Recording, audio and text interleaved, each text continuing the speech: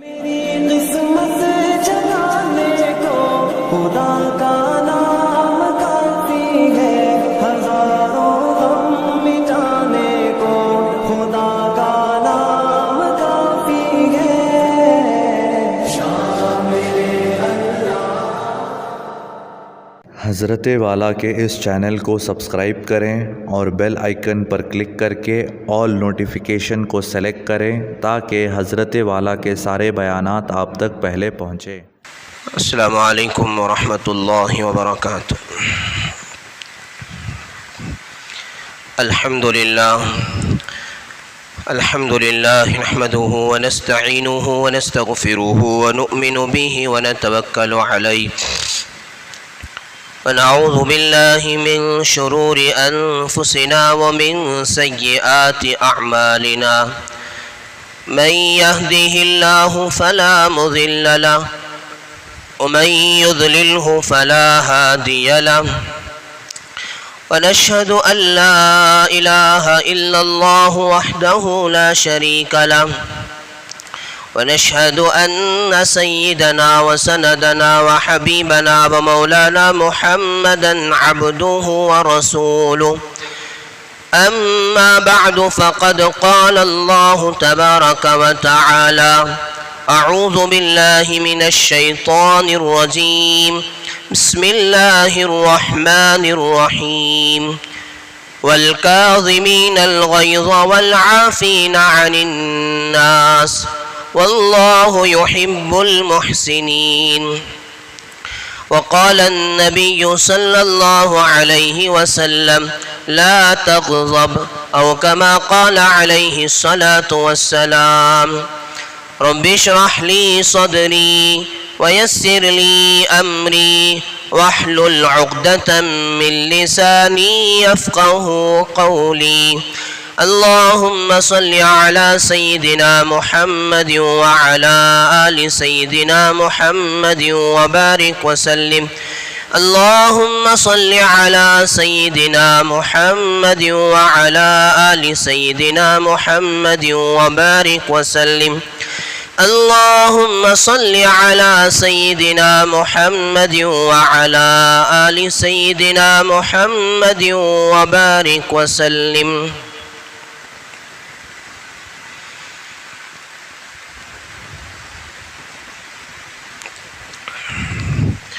بزرگان محترم، برادران ملت، اللہ تبارک و تعالی نے انسان کو بہت ساری جہاں نعمتیں عطا کی ہے، ان نعمتوں میں سے ایک نعمت ہے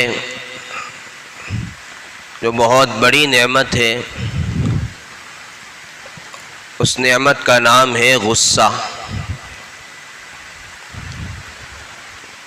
اللہ تعالیٰ نے انسان کے اندر فطری طور پر ہر انسان کے اندر غصے کو رکھا ہے، اور غصہ یہ انسان کے لیے ایک بہت بڑی نعمت ہے۔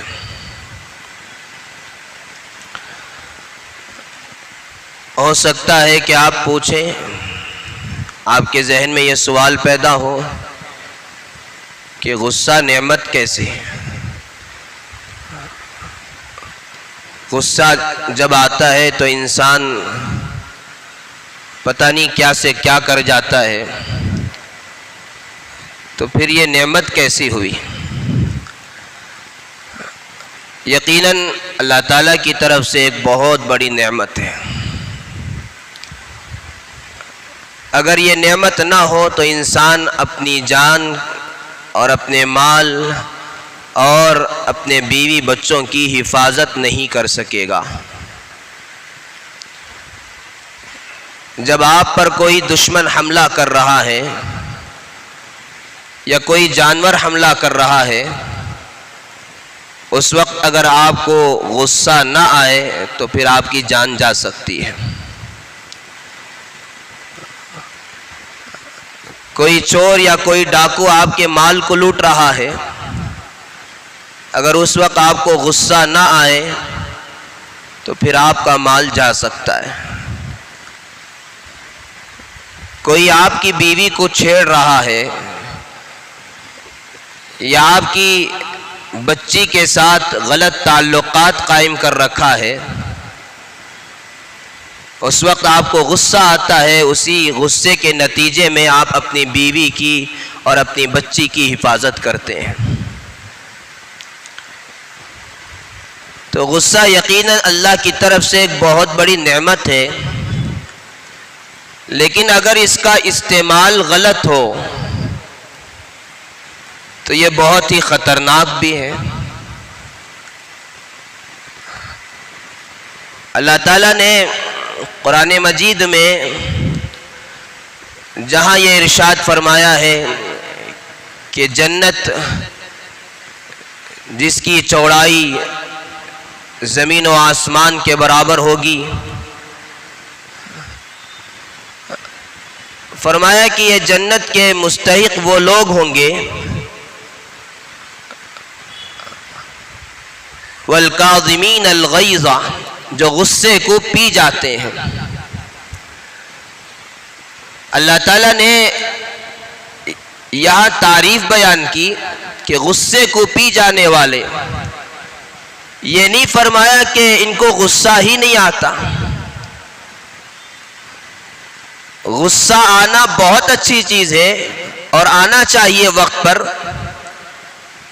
لیکن آنے کے بعد اس کو وہ کنٹرول کرتے ہیں، اس کا غلط استعمال نہیں کرتے، آگے والے کو معاف کر دیتے ہیں اور غصے کو پی جاتے ہیں، تو اللہ تعالیٰ نے ان کی تعریف بیان کی۔ اور اللہ کے نبی صلی اللہ علیہ وسلم نے ارشاد فرمایا،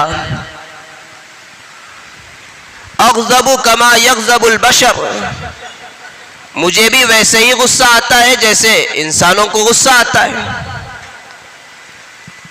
نبی اکرم صلی اللہ علیہ وسلم کو بھی غصہ آتا تھا، لیکن فرمایا غصے میں بھی میری زبان سے حق بات ہی نکلتی ہے۔ ایسا نہیں ہوتا کہ غصے کی صورت میں جیسے عام آدمی سے غلط بات نکل جاتی ہے، غلط الزام لگا دیتا ہے غصے میں آ کر، لیکن حضور اکرم صلی اللہ علیہ وسلم کو بھی غصہ آتا تھا۔ آپ نے فرمایا غصے میں بھی میری زبان سے حق بات ہی نکلتی ہے۔ تو غصہ یہ بہت بڑی نعمت ہے، لیکن اگر اس کا استعمال غلط ہو اور یہ ہمارے کنٹرول میں نہ ہو اور ہم نے اس پر مشق کر کے اپنے غصے کو اپنے کنٹرول میں نہیں کیا ہے، تو پھر یہ غصہ بہت خطرناک ہے۔ اتنا خطرناک ہے کہ انسان ایک لمحے میں ایمان سے نکل جاتا ہے۔ حضرت قاضی ثناء اللہ پانی پتی رحمۃ اللہ علیہ نے مالا بدھا کے اندر لکھا ہے، مسائل جہاں لکھے ہیں وہاں، کہ اگر کوئی آدمی کوئی شریعت کی بات پیش کرے اور اس سے کہے کہ بھئی یہ شریعت کی بات ہے، آگے والا غصے میں آ کر یہ کہہ دے کہ شریعت کو ذرا بازو رکھو، نعوذ باللہ من ذالک، تو فرمایا فقد کفر، تو وہ کافر ہو گیا۔ بہت سارے لوگوں کی زبانوں پر یہ بات نکل جاتی ہے کہ جب کوئی مسئلہ ان کے سامنے رکھا جاتا ہے، کوئی شریعت کی بات، قرآن و حدیث کی بات سامنے رکھی جاتی ہے، غصے میں آ کر کہتے ہیں کہ حضرت ذرا شریعت کو بازو رکھو۔ یہ اتنا خطرناک جملہ ہے کہ اس کی وجہ سے انسان کافر ہو جاتا ہے۔ تو آپ اندازہ لگائیں، یہ غصہ نعمت ہے، لیکن غلط استعمال پر اور اپنے کنٹرول میں نہ رکھنے پر انسان کے لالے پڑ جاتے ہیں، ایمان سے محروم ہو جاتا ہے، گھر برباد ہو جاتے ہیں، شوہر غصے میں آ کر صرف یہ کہہ دے کہ تجھے طلاق، تو پھر گھر برباد ہو گیا.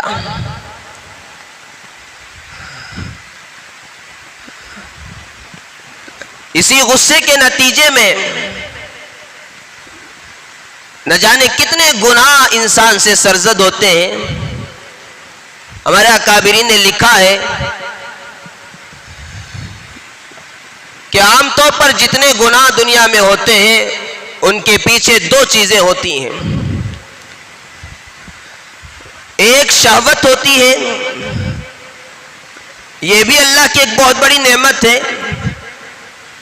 اسی شہوت کے ذریعے سے انسان نفع دینے والی چیزوں کو حاصل کرتا ہے. شہوت کہتے ہیں دل کی خواہش کو. بریانی کھانے کو دل چاہ رہا ہے تو یہ بریانی کی شہوت ہوئی. ہم عام طور پر اس لفظ کو یہ سمجھتے ہیں کہ صرف ناجائز یعنی زنا وغیرہ کے موقع پر اس کو استعمال کرتے ہیں، لیکن حقیقت میں شہوت کہتے ہیں دل کی چاہت، اور یہ صحیح بھی ہو سکتی ہے، غلط بھی ہو سکتی ہے.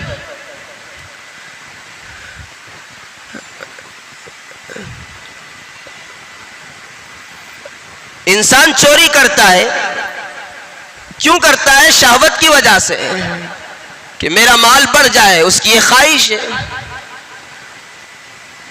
بد نظری کرتا ہے، غیر محرم عورتوں کو دیکھتا ہے، یہ کیوں کرتا ہے؟ شہوت کی وجہ سے. تو بہت سارے گناہ شہوت کی وجہ سے ہوتے ہیں، اس کے غلط استعمال کی وجہ سے ہوتے ہیں، اور بہت سارے گناہ غصے کی وجہ سے ہوتے ہیں.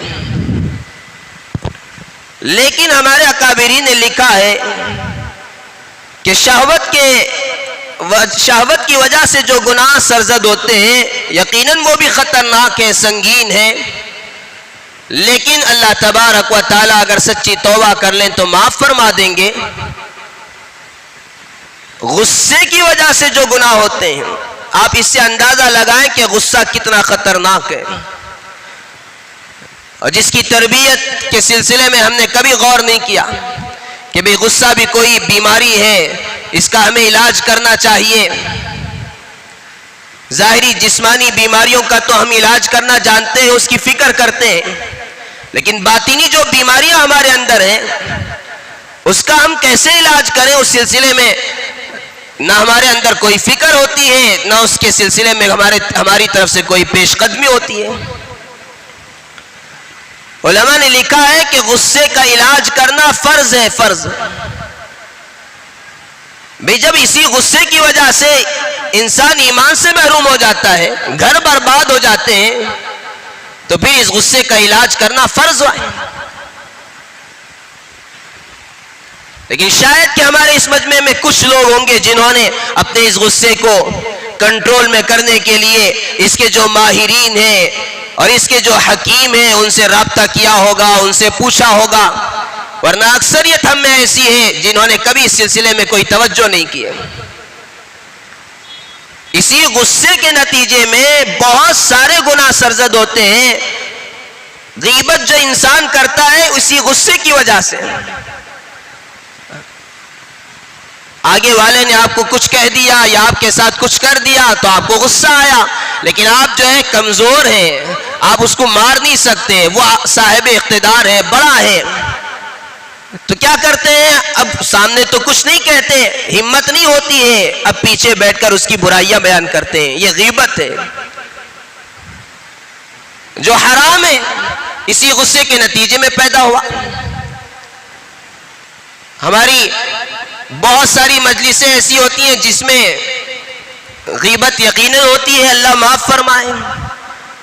اور اتنا خطرناک گناہ اللہ تعالیٰ نے قرآن مجید میں ارشاد فرمایا، یحب احدکم ان یاکل لحم اخیہ میتا.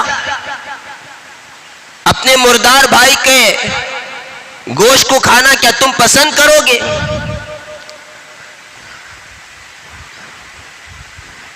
اور اس غیبت کے نتیجے میں ہماری جو نیکیاں ہیں جس کی ہم نے غیبت کی ہے، جس کی ہم نے برائیاں بیان کی ہیں، اس کے نامہ اعمال میں ٹرانسفر ہو جاتی ہیں. کتنا بڑا نقصان ہے. لیکن ہر مجلس بیٹھتے ہیں، شروع میں تو اچھی باتیں ہوتی ہیں، پھر کسی کا تذکرہ آ گیا تیسرے فرد کا جو وہاں موجود نہیں ہے، اب اس کی برائیاں شروع کر دی. اسی لیے زیادہ مجلسوں میں نہ بیٹھا کریں، جہاں تک ہو سکے اس سے بچا کریں. ضرورت پر بیٹھیں، ضرورت ختم ہو تو اٹھ جائیں. اور اللہ معاف فرمائے، مسجد کے اندر بیٹھ کر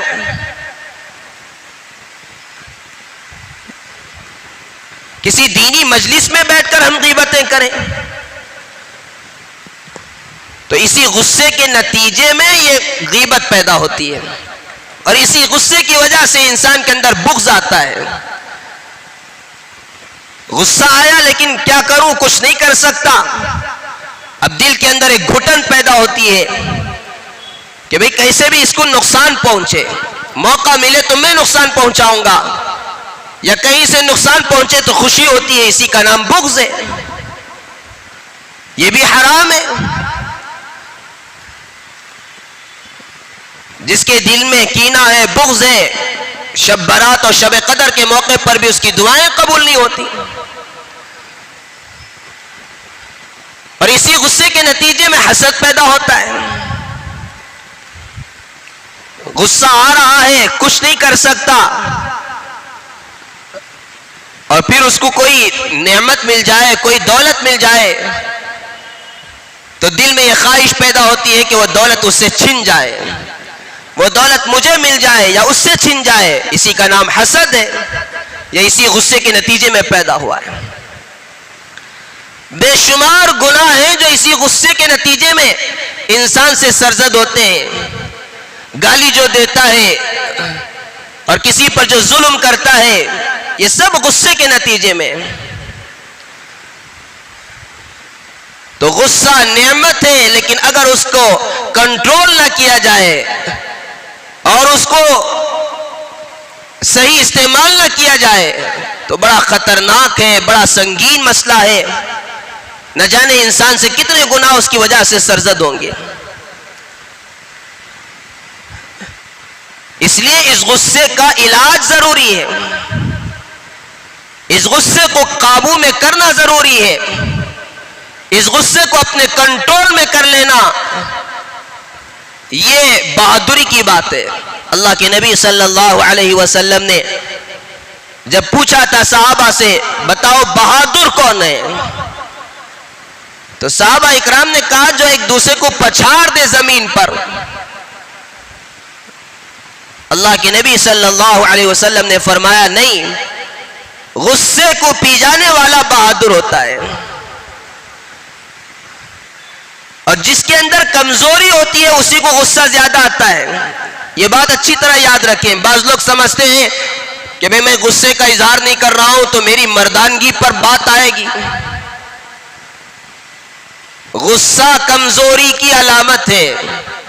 اسی لیے آپ دیکھیں بیمار آدمی کو غصہ زیادہ آتا ہے. آتا نہیں آتا؟ جو آدمی کسی بیماری میں مبتلا ہے اسے غصہ زیادہ آتا ہے. نوجوان کے مقابلے میں بوڑھے کو غصہ زیادہ آتا ہے. چھوڑو حضرت کیا کرنا، عمر ہو گئی ہے، اب بی پی کنٹرول میں نہیں ہے، غصہ زیادہ ہے. کمزوری کی علامت ہے. مرد کے مقابلے میں عورت کو غصہ زیادہ آتا ہے. عورت کمزور ہے. تو غصے آنے پر اسے کنٹرول میں کرنا یہ بہادری ہے، یہ مردانگی کی بات ہے، یہ ہمت والی بات ہے. یہ نہیں کہ غصہ آ رہا ہے مار دیا آپ نے، گالی دے دیا، بحث و مباحثے میں آگے بڑھ گئے تو یہ سمجھے کہ میں بہادر آدمی ہوں. شیطان اس طرح دھوکہ دیتا ہے. جو اپنے غصے کو کنٹرول کر لے اور غصے کو پی جائے، جیسے قرآن مجید میں اللہ نے جنت میں جانے والوں کی صفات بیان فرمائی تو فرمایا وَالْكَاظِمِينَ الْغَيْظَ، جب ان کو غصہ آتا ہے تو یہ غصے کو پی جاتے ہیں. یہ جنت کے مستحق ہیں.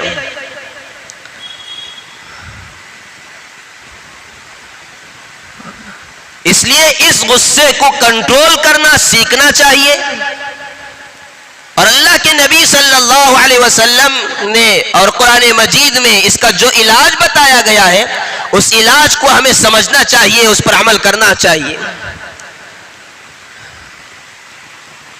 ہمارے اکابرین جن کے پاس لوگ اپنی اصلاح کے لیے جاتے ہیں تو سب سے پہلا قدم تو توبہ ہوتا ہے. اسے توبہ کراتے ہیں کہ پچھلے جتنے گناہ ہوئے ان سارے گناہوں سے توبہ کرو. اور دوسرا علاج اس کا یہ کرتے ہیں کہ اس کے اندر سے غصے کو نکالنے کی کوشش کرتے ہیں. غصے کو نکالنے کا مطلب یہ نہیں کہ بالکل وہ غصہ نہیں کرے گا، بلکہ غصے کو کنٹرول کرنا اور غصے پر قابو پا جانے کی جو صفت ہوتی ہے وہ صفت اس کے اندر پیدا کرنے کی کوشش کی جاتی ہے. اس کا علاج اس طرح کرتے ہیں کہ اس کے اندر جب غصہ آئے تو وہ غصے کو کنٹرول کرے. ایک بہت بڑے اللہ والے گزرے ہیں، حضرت شیخ عبد القدوس گنگوہی رحمت اللہ علیہ، جن کے پاس لوگ تربیت کے لیے پوری دنیا سے آیا کرتے تھے. لیکن حضرت کے ایک فرزند تھے، انہوں نے اس نعمت کی قدر نہیں کی. جیسے کہتے ہیں کہ گھر کی مرغی دال برابر. گھر میں جو نعمت ہوتی ہے، بڑے جو ہوتے ہیں جب تک زندہ ہیں قدر نہیں کرتے، رخصت ہو جانے کے بعد پھر اب شرمندگی اور پچھتاوا ہوتا ہے. تو حضرت کے پاس تو پوری دنیا سے لوگ آ کر اپنی تربیت کرتے تھے، اپنی تربیت کراتے تھے، اور حضرت کے فرزند جو ہے اس سے محروم رہے. لیکن جب انتقال ہوا تب ان کو احساس ہوا کہ پوری دنیا سے لوگ آ کر میرے والد سے اصلاح کرا کر گئے ہیں اور میں اس سے محروم رہا ہوں. اب اس کا حل یہ ہے کہ میں دیکھوں دنیا کے اندر میرے والد صاحب سے جنہوں نے یہ دولت حاصل کی ہے سب سے زیادہ، ان کے پاس جا کر اس دولت کو میں حاصل کروں. چنانچہ ان کو معلوم ہوا کہ بلخ کے اندر ایک بہت بڑے اللہ والے ہیں جو حضرت کے خلیفہ ہیں اور حضرت سے تربیت حاصل کیے ہیں. چنانچہ یہ صاحبزادے ان کو بتائے کہ میں آ رہا ہوں. جب ان کو پتہ چلا کہ میرے شیخ کے فرزند آ رہے ہیں، صاحبزادے آ رہے ہیں، تو انہوں نے اپنے جو خدام تھے ان خدام کو لے کر شہر کے باہر آئے، ان کا استقبال کیا، ان کو لے کر گھر گئے اور خوب کھلایا پلایا، مہمان نوازی میں کوئی کسر نہیں چھوڑی. جب 2-3 دن اس طرح گزر گئے تو اس کے بعد صاحبزادے نے کہا کہ حضرت اصل میں میرے آنے کا مقصد یہ ہے کہ میرے والد صاحب سے جو دولت آپ نے حاصل کی ہے میں اس دولت میں سے کچھ آپ سے حاصل کرنے کے لیے آیا ہوں. جب یہ بات کہی تو اچھا اس دولت کو حاصل کرنے کے لیے آئے ہوں تو اب پھر یہ شاندار دعوتیں سب بند، اب تمہارا علاج ہوگا. یہ دولت ایسے نہیں ملا کرتی. چنانچہ اب ان کو جو ان کی مہمان نوازی ہو رہی تھی وہ ساری چیزیں ختم کی اور کہا کہ تمہارا ایک کام ہے. اب تمہارا کام یہ ہے کہ مسجد کے پاس جو حمام ہے اس حمام کے پاس تمہارا ٹھکانہ رہے گا. تمہارا کام یہ ہے کہ مسجد میں آنے والے مصلیوں کے لیے 5 وقت پانی گرم رہنا چاہیے. سردی کا موسم تھا، پانی گرم کرو. خود جانا، لکڑیاں لے کر آنا، پانی گرم کرنا. صحیح اخلاص کے ساتھ گئے تھے. کہا کہ ٹھیک ہے. اب اس حمام کے پاس ٹھکانہ بنا لیا، لکڑیاں لا رہے ہیں، پانی گرم کر رہے ہیں. کوئی تسبیح نہیں دی، کوئی وظیفہ نہیں بتایا کہ اتنے پارے پڑھو، اتنی مرتبہ ذکر کرو، بلکہ صرف یہ ہے کہ تم پانی گرم کرو. اب چنانچہ وہ رہتے ہوئے وہاں پانی گرم کرتے رہے. چند دنوں کے بعد اب حضرت نے امتحان لینے کے لیے جو گھر کی نوکرانی تھی اس سے کہا کہ دیکھو جب کچڑا وغیرہ اٹھا کر لے جاؤ تو وہ حمام کے پاس جو صاحب ہے ان کے قریب سے گزرنا اور دیکھنا اور سننا کہ وہ کیا کہتے ہیں، مجھے آ کر بتانا۔ چنانچہ وہ عورت کچرا لے کر قریب سے گزری تو صاحبزادے تھے، ابھی دل کے اندر غصہ اور تکبر وغیرہ تھا، گھورے اور کہا کہ تیری اتنی مجال جو میرے قریب سے گزر رہی ہے، اگر گنگو ہوتا تو میں بتاتا تجھے۔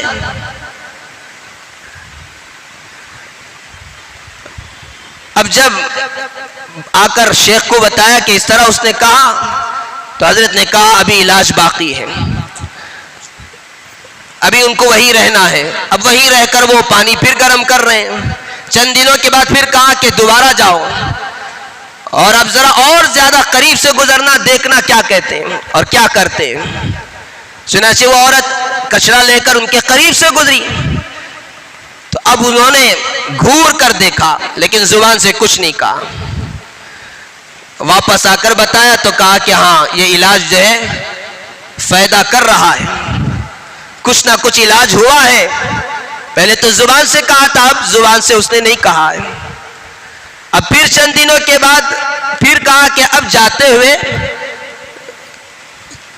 تھوڑا کچڑا بھی اس کے اوپر ڈال دینا اور دیکھنا وہ کیا کہتا ہے۔ چنانچہ وہ عورت گئی اور تھوڑا کچڑا ان کے قریب میں ڈال دی، ان کے اوپر ڈال دی تو اب انہوں نے کچھ نہیں کہا۔ پہلے تو گھور کر دیکھا تو اب تو نظریں بھی نیچے کر لی، خاموش رہ گئے۔ ہاں کہ ہاں اب تو علاج ہو رہا ہے۔ اب پھر چند دنوں کے بعد پھر امتحان لیا اور کہا کہ اب جانا اور ٹھوکر کھا کر پوری طرح کچرا ان کے اوپر ڈال دینا اور دیکھنا وہ کیا کہتے ہیں۔ چنانچہ اب لے جا کر اس نے پورا کچرا ان کے اوپر ڈال دیا تو اور یہ بھی ٹھوکر کھا کر گری تو وہ صاحبزادے انہوں نے نہ گھورا نہ کچھ زبان سے کہا، بلکہ یہ کہا کہ کہیں تمہیں چوٹ تو نہیں لگی ہے۔ جب آ کر بتایا تو حضرت نے کہا کہ ہاں اب علاج ہو گیا۔ اب جو ان کے اندر تکبر تھا اور جو غصہ تھا، غصے کے آنے پر جو کنٹرول نہیں تھا وہ کنٹرول آ چکا ہے۔ دیکھو کچرا گرنے پر غصہ یقیناً آیا لیکن انہوں نے کنٹرول کیا غصے کو۔ اب پھر ایک اور امتحان آخری ان کا لیا۔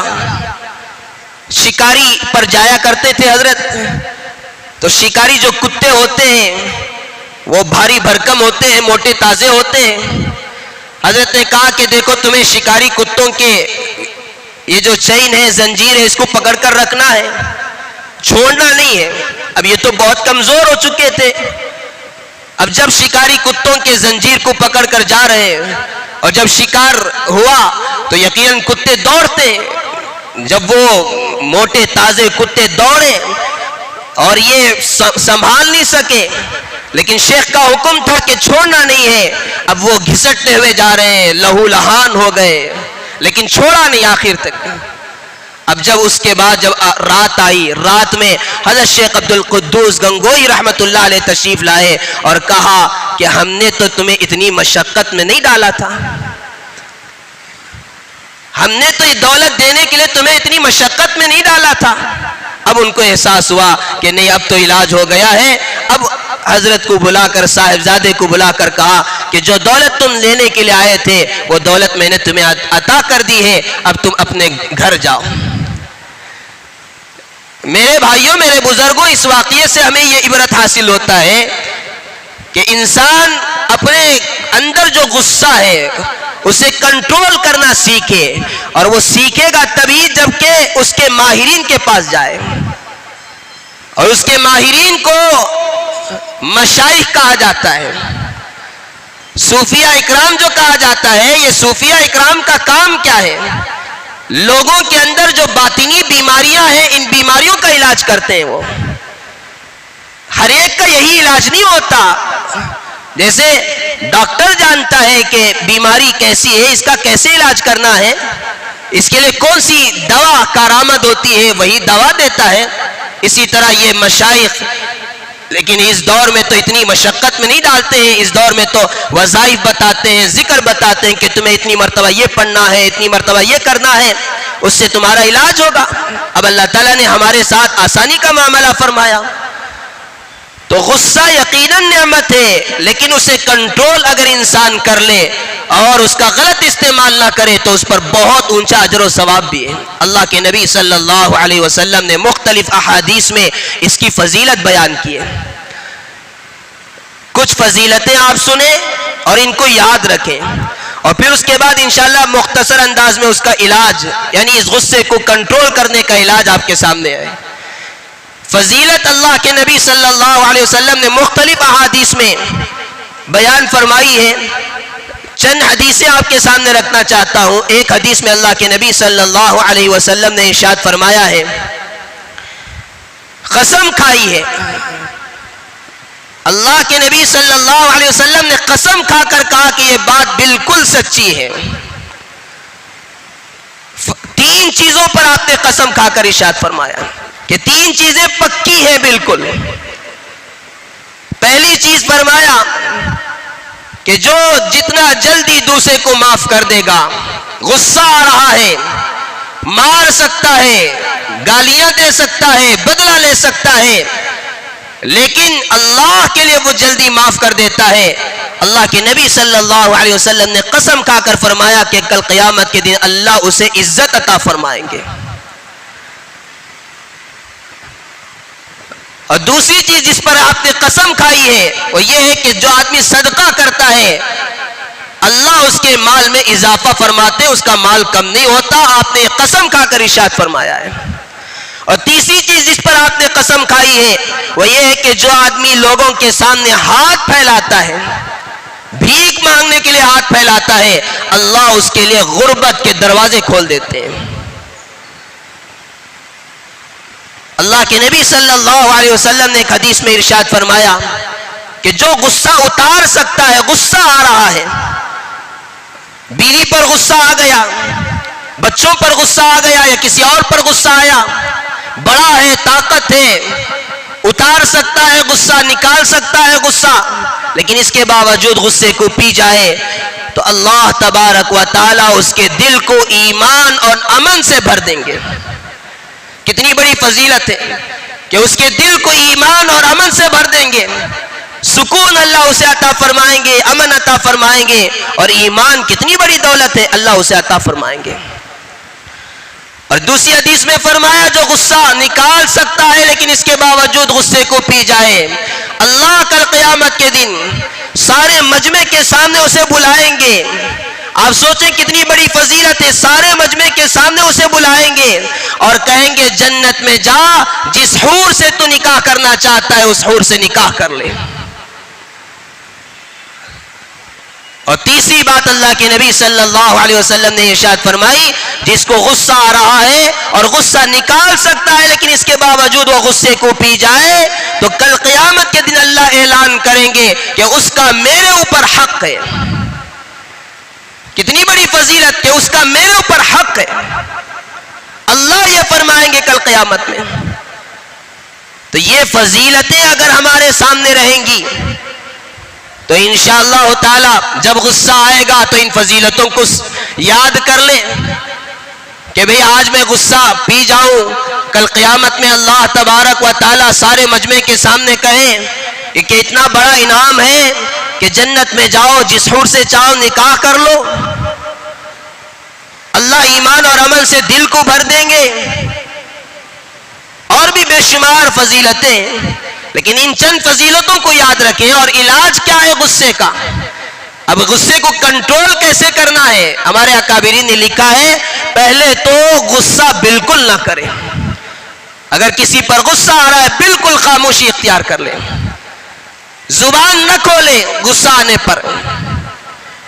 جیسے حدیث پاک میں ہے من سکت نجا, کہ جو خاموشی اختیار کر لیتا ہے اللہ اسے نجات عطا فرماتے ہیں.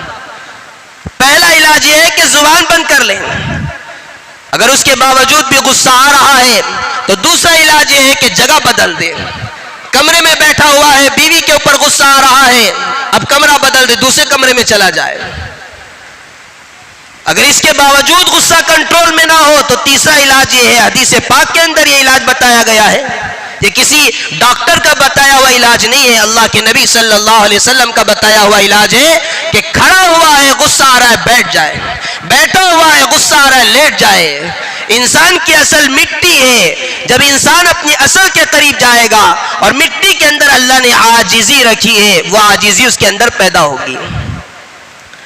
غصہ یہ شیطان کا فعل ہے، اور جب غصہ آتا ہے تو انسان اوپر جانے کی کوشش کرتا ہے، بیٹھا ہوا ہے غصہ آتا ہے کھڑا ہو جاتا ہے مارنے کے لیے، لیٹا ہوا ہے ایک دم کھڑا ہو جاتا ہے۔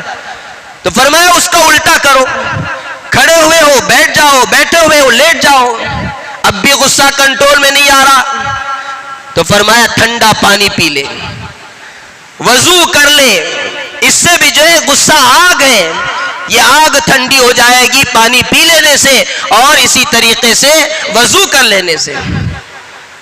اور ایک علاج قرآن مجید میں اللہ نے فرمایا کہ جب غصہ آئے تو اعوذ باللہ من الشیطان الرجیم پڑھ لے، وَإِمَّا يَنزَغَنَّ مِنَ الشَّيْطَانِ نَزْغٌ فَاسْتَعِذْ بِاللَّهِ مِنَ الشَّيْطَانِ الرجیم۔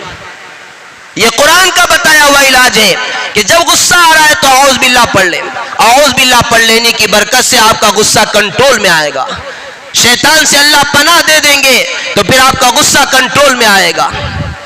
اور اسی طرح یہ 5 علاج آپ یاد رکھیں۔ پہلا علاج یہ ہے کہ زبان بند کر لیں، بات نہ کریں، بعد میں بات کریں گے۔ دوسرا علاج یہ ہے کہ جگہ بدل دے۔ تیسرا علاج یہ ہے کہ کھڑا ہوا ہے بیٹھ جائے، بیٹھا ہوا ہے لیٹ جائے۔ چوتھا علاج یہ ہے کہ پانی پی لے ٹھنڈا یا وضو کر لے۔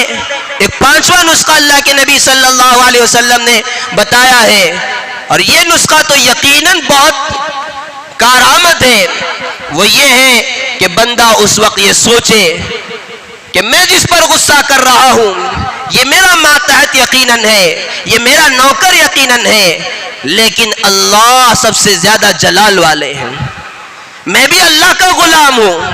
اگر میں جس طرح اس پر غصہ کر کے اپنا غصہ نکال رہا ہوں، اللہ جلال میں آ جائے اور اللہ اپنا غصہ نکالے تو پھر میرا کیا بنے گا؟ ایک صحابی ایک غلام پر غصہ کر رہے تھے، اللہ کے نبی صلی اللہ علیہ وسلم نے فرمایا اللہ تم سے زیادہ طاقت اور اختیار رکھنے والا ہے۔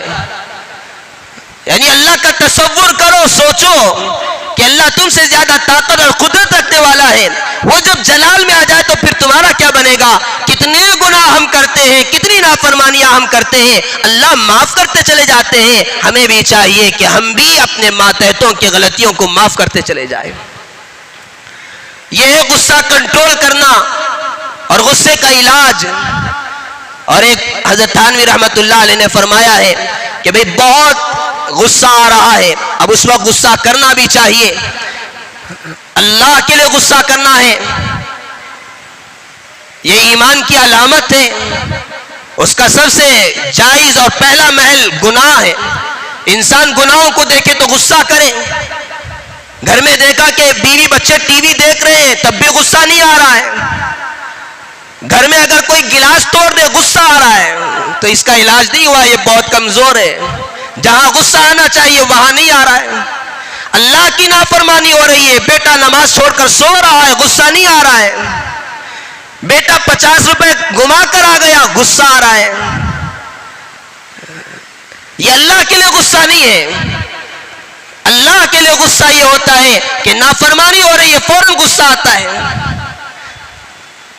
لیکن جب غصہ آئے تو اس وقت کوئی عمل نہ کرے، بلکہ فرمایا حضرت تھانوی رحمت اللہ علیہ نے اس وقت خاموش رہ جائے۔ استاد کو شاگرد پر غصہ آ رہا ہے، سبق نہیں سنایا، بہت غصہ آ گیا، اب اس غصے پر عمل کرے گا، حالانکہ جائز ہے، اب استاد کو چاہیے غصہ کرنا چاہیے، لیکن اسی غصے کے عالم میں مارے گا تو ہو سکتا ہے بہت زیادہ مار دے، اس نے فرمایا اس وقت نہ مارے، اس غصے کو ٹھنڈا ہونے دے، جب غصہ ٹھنڈا ہو جائے گا اب بناوٹی غصہ پیدا کرے، مصنوعی غصہ پیدا کرے اور اس کو بلا کر اب ڈانٹے اب مارے تو اب کنٹرول میں رہے گا۔